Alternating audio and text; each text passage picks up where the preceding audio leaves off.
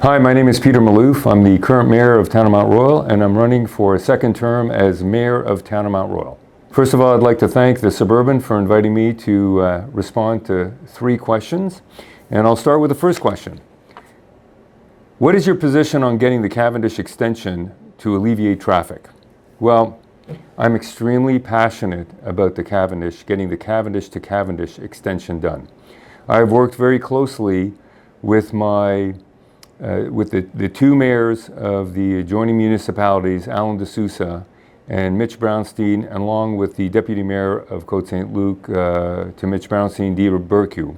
And we've spent an enormous amount of time and energy to lobby both the provincial government, the federal government, as well as the City of Montreal to comply with the agreement that was originally stated to get the Cavendish to Cavendish extension open. When I say comply, there was an agreement when the provincial government had ceded the Hippodrome property to the City of Montreal. The condition was that Cavendish to Cavendish be opened by the City of Montreal, part of which goes through Town of Mount Royal. I'm so passionate about it. I believe there are options for this. I believe that we can do it with accelerated bridge construction as opposed to going underground, although that was one of the first proposals. I believe we need to have access to 2 lanes going south and 2 lanes going north. I also do believe that the big advantage will be if the private sector were to do it, it will be done much more quickly. So my view on the Cavendish to Cavendish extension, it's essential. It's good for the environment.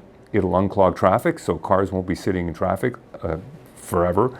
It will be good for the economy. People will be able to get to and from where their destinations are, work, etc. And it'll be good for the quality of life of residents who will be using it, and it will seriously unclog the sector of Côte de Liesse and de Carry, that interchange, which is the most highly trafficked interchange.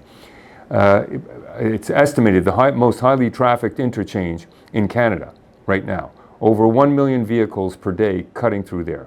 Okay, so the Suburban has asked me, what are your 3 top issues for TMR? Well,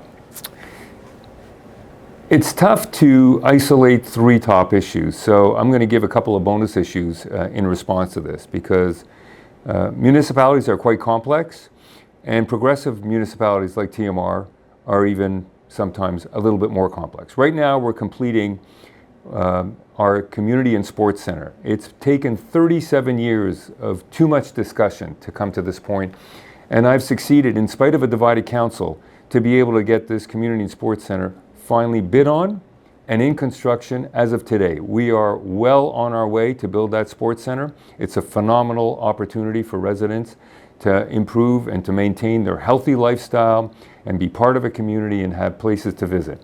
That community and sports center is hoping to be completed, not hoping, actually it's on time and on budget because we're doing it design build, so there will be no overspending on that project, to be completed in November of 2027. At the same time, we managed to get our new fire station, which is also being built contemporaneously right now with the community and sports center, which is phenomenal because along with the fire station and adjacent to it, right behind it, will be our municipal buildings to provide housing for our engineering teams, our urban planning teams, and our public security team, which is going to be a great upgrade for our municipality and have better services for the residents to be able to be more easily accessible to work with the administrative staff there.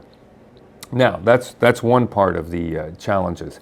Another part of our challenges, as a matter of fact, is flooding that we've had in TMR, just like every other municipality. But there's no quick fix. There's no quick fix, and even if we spend, and it's been estimated, if we spend with our professionals and our engineering team, if we spend $500 million, this can prevent a 1 out of a 10-year event of flooding from torrential rains. Our flooding that occurred in TMR is all from torrential rains. And there is a minority of people that got backwater flooding from our sewer system. And that was only because after we've showed them there were certain corrective measures they could take, that they didn't have proper backwater valves. So flooding is a big issue. The last rainfall that we had in TMR, actually on the island of Montreal, was August the 9th. It was 155 millimeters in 3 hours. That represents a 1 in 100 year event. So imagine if we spent $500 million to protect ourselves for a 1 in 10 year event, and we had a 1 in 100 year event that would occur. The solution wouldn't be great. Every street would have been ripped up, and the taxpayers would have had to bear the bill of that. That's not a solution. But we do have solutions, and the solutions form the part of a program that we have, a long-term program, which will include retention basins, which we're going to be putting new ones on the Plymouth Avenue area, which is about 1,000 metric cube retention basin, which represents about 17 swimming pools. So we're putting that in on the Plymouth area once Hydro-Quebec has completed their construction. And one of the other, and then we will continue to do other flood mitigation measures. We have a whole plan in place with our engineering team, and we'll be rolling it out to the public once we get through this election. One of the other issues that we have to deal with in TMR is traffic. And traffic, of course, you have to understand TMR, when you take the island of Montreal, we are directly in the middle of it. So we get north-south and east-west traffic, which is intermunicipal traffic. Our traffic is not from our residents in TMR. Our traffic is from everybody else trying to get from point A to point B and using GPS to do so, whether it be Waze or Google Maps. So it's like water takes the path of least resistance, and it's important that people understand this. We have arteries that become what we know as collector arteries in our municipalities. Rockland, Lucerne, Jean Talon, Côte-de-Liesse. This is the perimeter of our municipality. And what we are doing, once again Hydro-Quebec has finished their work, they had major work done on Lucerne Road, is we're going to be spending about $100,000. The contract has already been given to our circulation experts who are going to be going in there and trying to figure out for us and give us some recommendations on what the where the traffic is coming from, where it's going to, and what kind of solutions can we have. We also have a phenomenal team that I have running with me who've come up with amazing out-of-the-box recommendations that we could use in our municipality. But one thing is certain, where we have traffic coming through our municipality, we do not want to block certain major arteries to just send that traffic. You don't want to divert the traffic into the secondary streets of TMR. Very dangerous. That's the other issue that we want to talk about, but very importantly, I want to mention that we also have installed just recently intelligent traffic lights in our center of town, and we're working towards installing them throughout our municipality. One of the other things we got to consider also for TMR as an issue is housing, not only for seniors who want to move out of their homes and who are autonomous, but also housing for young families. We don't have enough of it. And there are sectors like Beaumont and Rockland that can accommodate that type of housing. So we're looking towards something in that direction as well. And we want to make sure that we take care of our seniors, keep them in our municipalities, and encourage young families to come to our municipalities because our real estate values are very high. And the last thing that I want to mention of the three top issues, which is now 4 or 5, is we want to ensure that we encourage our merchants in town of Mayoral to be successful. Great merchants, great economy, good for the residents. It's a win-win situation. Will you allow Carbon Leo to build residential project adjacent to the shopping they created? That's a great question. As a matter of fact, I'm going to roll back the tape to 2021 when I said no residential housing in Royal Mount until certain factors are resolved. At that time, Carbon Leo had started their Royal Mount project and it was well under construction. And they were hoping to get residential there at the same time, and they were, as a matter of fact, advertising for residential. My position was very simple. The new shopping center, like Rockland Shopping Center in 1958, is a startup. And it was a startup in September of 2024 when they finally opened up. And I wanted to make sure that that shopping center and the merchants inside the shopping center were going to have a successful transition as a startup to get some traction and get some revenue and sales and have visits from people, because it becomes a destination shopping center. The great news is that Royal Mount has become a successful shopping center after 1 year. And the better news is that Royal Mount as well has not contributed to additional traffic in TMR nor parking issues in TMR.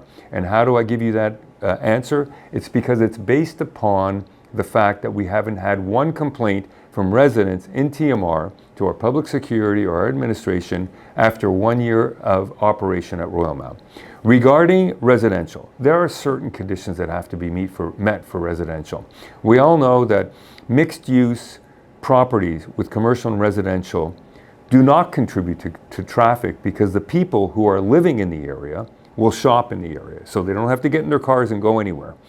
Now, we have a great industrial base in our Royal sector. I'm not referring to commercial. And the major parties in that industrial base are Westrock, Kraft, and Dollarama. Between them and all the industrial sector, they contribute some $38 million to our tax base in TMR, which helps to keep our taxes low, which helps to pay for infrastructure projects, which helps to pay for new development projects. And that is exactly how TMR was designed 113 years ago. You have an industrial sector supporting your residential sector. And now, if we add on to that the success of the commercial sector, that will also increase revenue to Town of Mount Royal as well. Should we have residential in there, that's not going to be a cost to our municipality. That's going to be a benefit to our municipality because there is going to be revenue from municipal taxes there. And to service condos there is not going to be an additional cost, a huge cost to the municipality. However, there are conditions. Number one, we don't want to see Airbnb in TMR. We want to make sure that anybody who buys a condo at Royal Mount is not going to complain about any of the 24/7 operations that the major industrial partners are using in that area, because that's a non-starter. It's like somebody moving next to a railway station or an airport and they say, wow, I got a great price on my house, and then they start hearing the planes and the trains and they go, well, we'd like to stop the trains from operating or the planes from flying. You can't do that. And that'll be a condition. We also have to make sure within our urban plan that the zoning is done properly, that it doesn't end up spreading across other sectors, other areas of our industrial sectors. We have to be fair to the other owners and tenants in the areas as well. We have to make sure that we articulate our case very clearly, not only with the industrial sector, but also with the residential sector, which means we have to have the acceptability from all parties. And I believe it can be accomplished in a well-organized and sane way. Well, first of all, I'd like to thank the Suburban for giving me this opportunity to express my views on Cavendish, top issues in TMR, and my position on Royal Mount. And look forward to seeing you all come out to vote. The most important thing, come out to vote. You have early voting October 24, 25, 26, and we have the final day of voting November 2nd.